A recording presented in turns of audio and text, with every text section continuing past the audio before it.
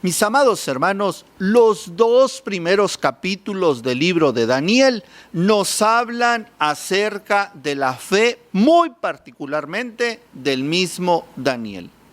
Al llegar el día de hoy al capítulo 3, vamos a ver la fe demostrada, pero en sus compañeros. En esos tres compañeros que habían quedado hasta este momento en segundo plano. En cambio, en este capítulo tendremos la ocasión de comprobar la fe, la astucia, el valor de Ananías, Misael y Azarías. Brillan del mismo modo que Daniel. De todos modos, este pasaje guarda una estrecha relación con los dos anteriores, con el capítulo 1 y el capítulo 2 de Daniel, en el cual ya hemos tenido la oportunidad de estudiarlos.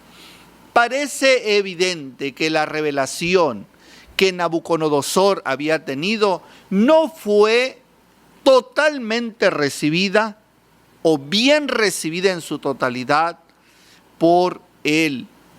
Esto es, tanto el sueño como su interpretación. Y esto lo vemos expresado en lo que pasó aquí en Daniel capítulo 3. Lo representa claramente. No estaba dispuesto a rendirse al Dios de los cielos. Lo conoció, tuvo una interpretación, pero él no estaba dispuesto a rendirse. Lo que hizo en este episodio lo confirma con claridad. Mis amados hermanos, mi nombre es Marco Antonio García Montoya, pastor de la Iglesia Bautista del Calvario de la ciudad y puerto de Tampico, Tamaulipas. Le damos una cordial bienvenida a la enseñanza del día de hoy, Daniel capítulo 3. Vamos a orar y vamos a prepararnos de esta manera para tener la enseñanza bíblica del día de hoy basados en Daniel capítulo 3. Le invito que si tiene su Biblia a la mano, la abra porque estaremos estudiando los primeros versículos. Padre, gracias por la bendición que tenemos de volver a estudiar este hermoso libro, Señor. Te ruego en el nombre de Jesús que tu revelación sea con nosotros, que nos enseñes, que podamos salir fortalecidos, bendecidos por ti. Que cada una, Señor, de las enseñanzas puedan repercutir en nuestra vida y traer fortaleza a nuestros corazones. Aumenta nuestra fe y ayúdanos a seguir el ejemplo de estos grandes siervos que te sirvieron en su tiempo con fidelidad. Te lo ruego, te lo suplico todo en el nombre de Jesús. Amén. Mis amados hermanos, bienvenidos a la enseñanza del día de hoy. Hemos titulado la enseñanza del día de hoy, No te postres a adorar la estatua. Así la hemos titulado. No te postres a adorar la estatua. Porque es precisamente de lo que habla este pasaje de Daniel capítulo 3, versículos del 1 al 7, que es en el que nos ocuparemos en esta hora. Dice las Sagradas Escrituras: el rey Nabucodonosor hizo una estatua de oro, cuya altura era de 70 codos y su anchura de 6 codos. La levantó en el campo de Dura, en la provincia de Babilonia, y envió el rey Nabucodonosor a que se reunieran, escuche, todos los niveles de gobierno que se tenían que reunir, los sátrapas, los magistrados y capitanes, oidores. Dije yo, ¿quién serán los oidores? No lo sé, solamente dice así: los tesoreros, consejeros, jueces y todos los gobernadores de las provincias, para que viniesen a la dedicación de la estatua que el rey Nabucodonosor había levantado. Fueron pues reunidos los sátrapas, los magistrados, los capitanes, oidores, tesoreros, consejeros, jueces y todos los gobernadores de las provincias a la dedicación de la estatua que el rey Nabucodonosor había levantado. Y estaban en pie delante de la estatua. Y el pregonero anunciaba en alta voz: mándese a vosotros, oh pueblos, naciones y lenguas, que al oír el son de la bocina, de la flauta, del tamborín, del arpa, del salterio, de la zampolla y de todo instrumento de música, os postraréis y adoraréis la estatua de oro que el rey Nabucodonosor ha levantado. Y cualquiera que no se postre y adore, inmediatamente será echado dentro de un horno de fuego ardiendo. Por lo cual, al oír todos los pueblos el son de la bocina, de la flauta, del tamborín, del arpa, del salterio, de la zampolla y de todo instrumento de música, y todos los pueblos, naciones y lenguas se postraron y adoraron la estatua de oro que el rey Nabucodonosor había levantado. Mis amados hermanos, Dios le había comunicado a Nabucodonosor en Daniel capítulo 2, a través de un sueño, todos los acontecimientos significativos que iban a tener lugar en su gobierno, en medio de la historia de los gentiles.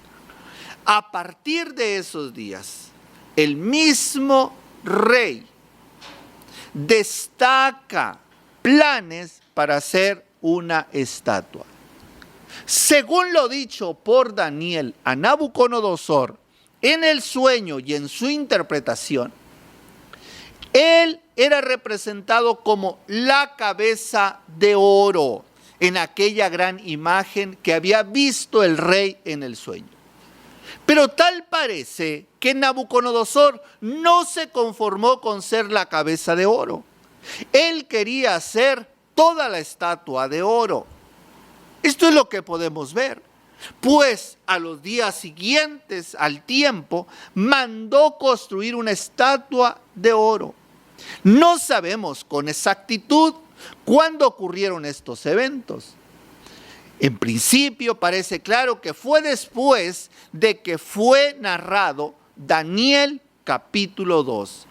Puesto que los tres amigos de Daniel, estos ya ocupaban un puesto de autoridad en el gobierno de Nabucodonosor.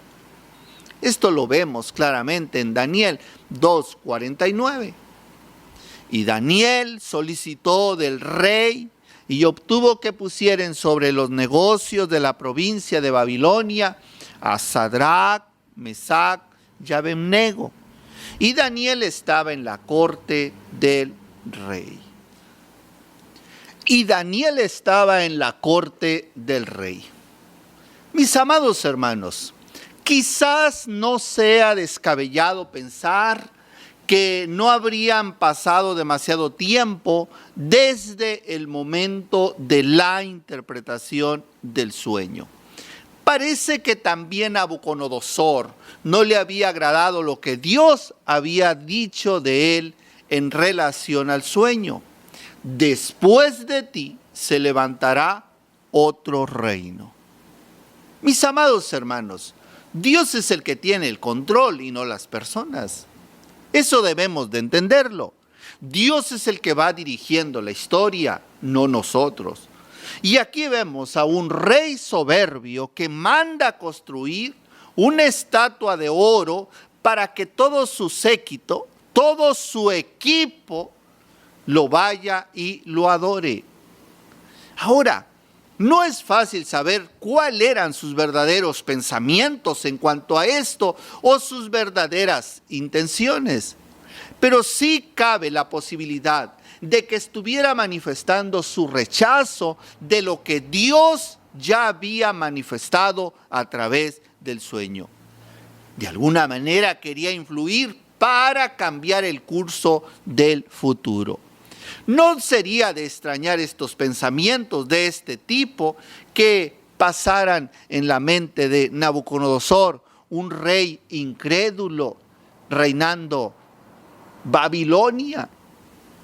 ¿Había él soñado algo? ¿Había venido un joven y había interpretado algo? No solamente le había dicho el sueño, sino también su interpretación. Aunque esto en cierta manera le afectó, no cambió realmente sus acciones ni sus intenciones. Pues vemos nosotros que manda a construir esta estatua.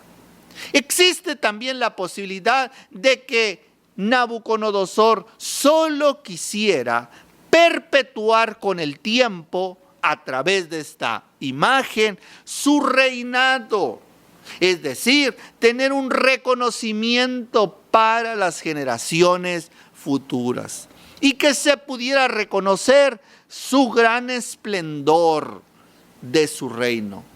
Algo similar a lo que hicieron los faraones, que lo lograron con sus imponentes pirámides.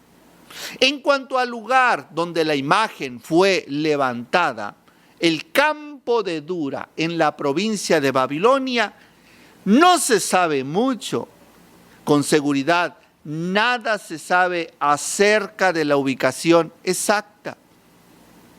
Sobre la imagen, el texto dice que tenía 70 codos de altura y 6 de ancho. Esto equivale a unos 27 metros de alto y un poco más de 2,5 de ancho. Escucha esto, 2,5 de ancho, muy alto. Algunos han argumentado que estas medidas no coinciden con una imagen de un cuerpo humano, pues sería demasiado delgado si así fuera por la altura. Algunos sugieren que Nabucodonosor lo que levantó fue un obelisco semejante al de los egipcios, pero también pudiera ser que la imagen que se levantó no necesariamente representara a un cuerpo humano con las proporciones adecuadas. Lo más correcto de interpretar es que se trata de una imagen de forma humana, un ídolo.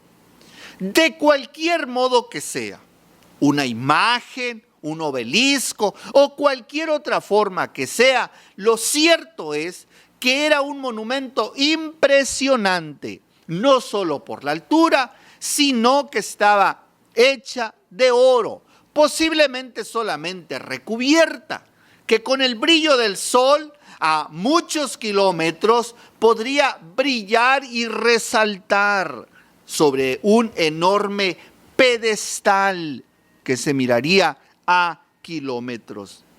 Mis amados hermanos, una vez terminado ese ídolo, Nabucodonosor organizó un importante evento para su dedicación.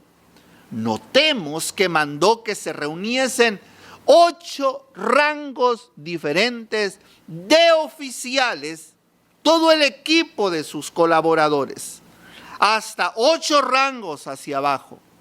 Los sátrapas, magistrados, capitanes, oidores, tesoreros, consejeros, jueces y todos los gobernadores de la provincia. Daniel 3:3. No es fácil saber con exactitud a quién se refiere con cada uno de estos títulos. Ocuparíamos mucho tiempo si nos profundizáramos a qué se dedicaba cada uno de ellos. En lo particular, me llama mucho la atención los oidores. ¿Acaso eran los chismosos de la época, los del periódico, los de la publicidad? No lo sé, solamente estoy pensando. Mis amados hermanos, lo que sí podemos estar seguros de que incluía a las personas más importantes de todo el imperio de Babilonia, del rango social de los caldeos. príncipes representantes destacados del rey, gobernadores, oficiales, militares, funcionarios de alto rango, consejeros, sabios, tesoreros, jueces. Su asistencia obligada servía para enfatizar al resto del pueblo de las provincias lo importante que era este evento. Porque este evento tiene dos líneas. Es político y religioso. Escuche esto, es político y religioso. Y ellos debían ser los primeros de dar el ejemplo a los demás. Y por supuesto deberían estar allí si querían conservar sus puestos. Ahora, debemos notar que no solo se les exigió su presencia, no solo eso, sino que también se les exigió reverencia y adoración pública para la imagen que Nabucodonosor había levantado. Esto indica que el acto tenía importancia tanto política como religiosa. Por lo tanto, era considerado como una demostración de lealtad y sumisión al poder absoluto del rey Nabucodonosor en ambos sentidos. En el sentido político, de obediencia, de organización como nación, pero también en el sentido religioso. Y puesto que ellos eran considerados representantes de los pueblos de Babilonia que gobernaban, de la forma en que ellos estaban organizados, el acto de obediencia de los oficiales indicaba no solo su propia sumisión, sino también la sumisión de todos aquellos pueblos a quienes gobernaban. El asunto es de tremenda importancia porque Nabucodonosor no estaba exigiendo que adoraran a un Dios concreto que ellos ya conocían de Babilonia, sino a un Dios que él mismo había levantado, que él mismo había creado. Mis amados, los dioses de Babilonia tenían un carácter local. Y él buscaba crear una religión universal que mantuviera unido a todo el reino. Ya de por sí, cada pueblo, cada provincia adoraba a su propio Dios. Pero Nabucodonosor, buscaba unificar, así como lo hicieron los faraones en el tiempo de Egipto y más tarde como lo hizo Roma en su imperio. Por lo tanto, se trataba de un acto religioso y político con el que se reconocía la autoridad del Estado, pero sobre todo de la persona del rey, de Nabucodonosor, que estaba reemplazando a Dios y exigiendo adoración divina hacia su propia persona. Debió ser impactante ver a tantos oficiales venidos de todos los pueblos, naciones y lenguas a jurar lealtad a Nabucodonosor delante de una imagen hecha de oro que brillaba con el sol radiante de aquellos días. Para ello, esto no suponía un problema. Al fin y al cabo, no les obligaba a renunciar a sus otros dioses. Pero para un hebreo como Daniel, que conocía un solo Dios, un judío monoteísta, esto sí era un gran problema. Y Jehová exigía lealtad, con el fin de que la dedicación de la estatua fuera una ocasión muy atractiva desde todos los aspectos. Se añadió un acompañamiento musical con bocinas, flautas, tamborín, arpa, salterio, zampolla y todo instrumento de música. Como dice Daniel 3:5, Tenemos descritas aquí una gran orquesta. Le he puesto por nombre a todos estos instrumentos de viento que se organizaron con cuerdas y percusión. Le he puesto por nombre la Orquesta Nacional de Babilonia. Ahí está, reunidos. Se trataba de ellos. La música iba a tener un lugar muy importante en aquel evento. A Nabucodonosor, mis amados hermanos, no le interesaba que las personas pensaran demasiado en lo que estaba pasando. No, simplemente le animaba a que se dejaran llevar. Guardarle lealtad a él y adoración a esta estatua. Y desde luego era acompañado por aquella Orquesta Nacional de Babilonia al más alto nivel para terminar de impresionarles y así cumplir su propósito. En este contexto, mis amados hermanos, el papel primordial de la música tenía como objetivo producir sentimientos religiosos. Todo debía funcionar a nivel de las emociones, dejando el cerebro en un segundo plano, como si se tuviera apagado. La Escritura claramente nos dice en Daniel capítulo 3 que esto era una realidad. Permítame leerle el versículo 6 y 7. Versículo 5, perdón. Que al oír el son de la bocina, de la flauta, del tamborín, del arpa, del salterio, de la zampolla y de todo instrumento de música, os postraréis y adoraréis la estatua de oro que el rey Nabucodonosor ha levantado. Escucha. Los cantantes y músicos modernos son conocedores de la increíble influencia que puede ejercer la música a las multitudes cuando estos las escuchan. No necesitan letras sofisticadas para convencerlos de su mensaje. Lo triste, eso es lo terrible, lo triste del asunto es que este mismo fenómeno parece estar invadiendo también ciertas áreas del cristianismo. Hoy vemos en muchos actos religiosos creyentes que gritan, que lloran con delirante entusiasmo, sin ningún tipo de reflexión, dejando su mente a segundo plano. Es triste, mis amados hermanos.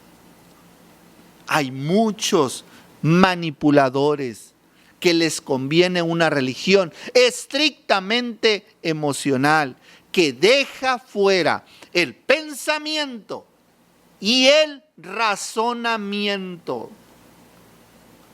Así que a Nabucodonosor no le interesaba, como a muchos manipuladores el día de hoy no les interesa.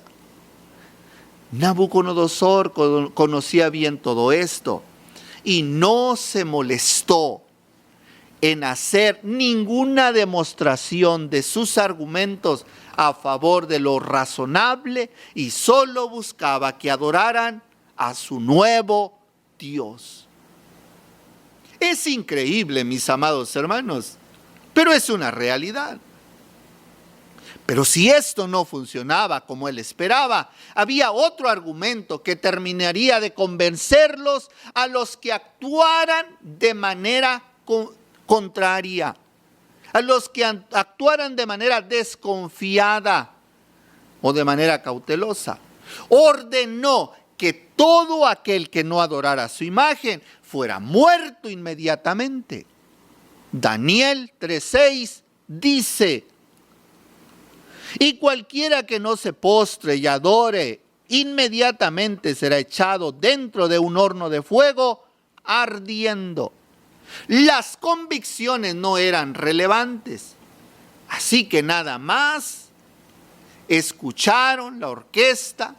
Todos los súbditos de Nabucodonosor se postraron y adoraron la imagen.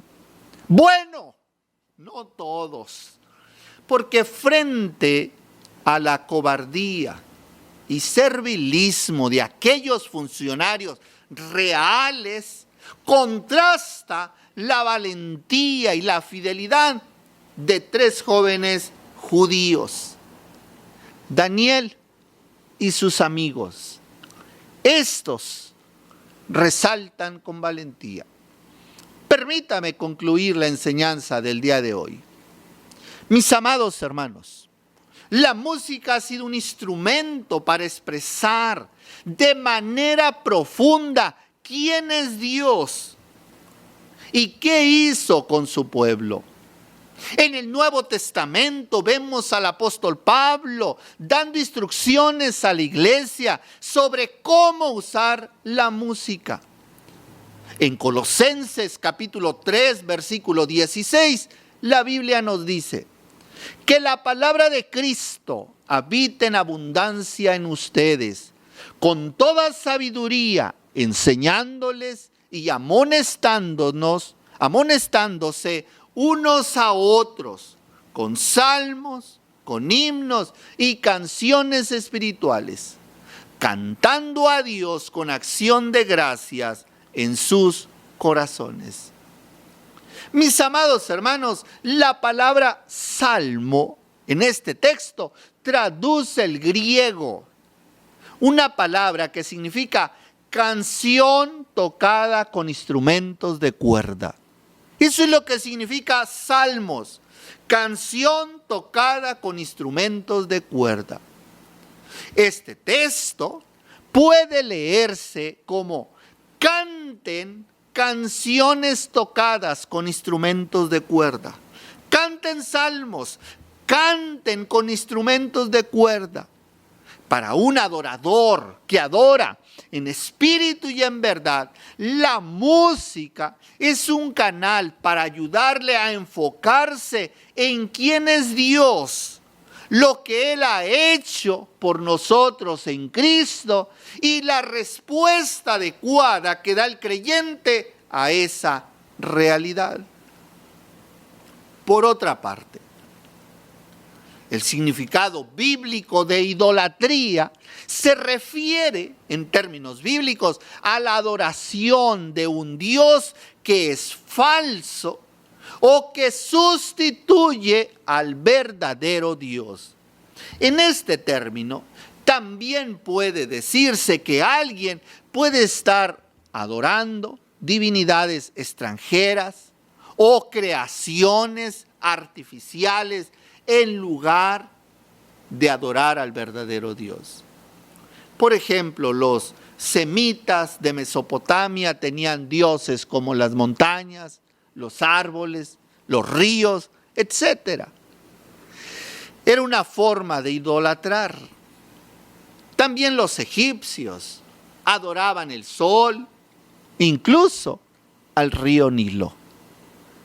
Mis amados hermanos, la invitación para nosotros a través de este mensaje es, como le he titulado, escuche esto: no, haz lo que hizo Daniel, haz lo que hicieron sus amigos, no te postres a adorar la estatua, no te postres ante ningún ídolo.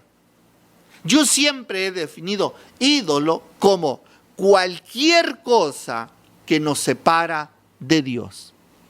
Esto incluye no solamente la estatua de oro, las estatuas o monumentos, sino incluye aún a nuestra propia familia. Ídolo es todo lo que nos separa, nos aparta de Dios. No te apartes de Dios y adora al Señor en espíritu y en verdad, con toda conciencia y todo razonamiento, que tu adoración que tu alabanza sea nacida del corazón, filtrada con tu razonamiento de un corazón sincero. Padre, gracias por tu palabra. Gracias por lo bueno y grande que eres. Ayúdanos, Señor, que cada vez que escuchemos algún canto, alguna música, Señor, podamos hacerlo con toda nuestra conciencia. Que aprendamos, Señor, a ser fieles a ti y no a inclinarnos a ningún ídolo. Que podamos mantenernos firmes, amándote, honrándote y obedeciéndote. Te lo ruego, te lo suplico todo, en el nombre de Jesús. Amén. Gracias, hermanos, por acompañarnos en la enseñanza del día de hoy. Les esperamos en la próxima reunión para que esté con nosotros y podamos seguir aprendiendo de este hermoso libro, el libro de Daniel, Daniel y sus profecías. Dios les bendiga.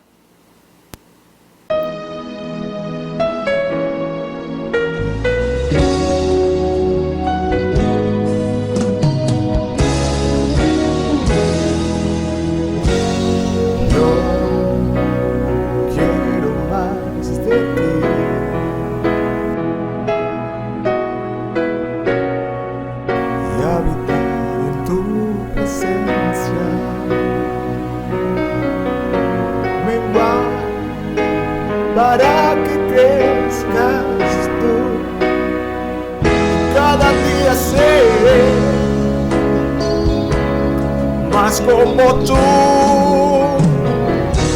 Quebranta mi corazón, quebranta mi vida, te entrego mi voluntad a ti. Todo lo que soy, Señor, todo cuanto tengo es tuyo. Yo quiero menguar para que crezcas tú.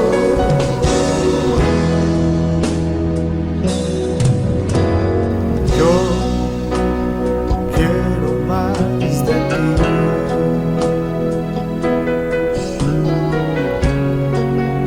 Y habitar en tu presencia, menguar para que crezcas tú, y cada día seré más como tú. Y quebranta mi corazón, quebranta mi vida, entrego mi voluntad a ti.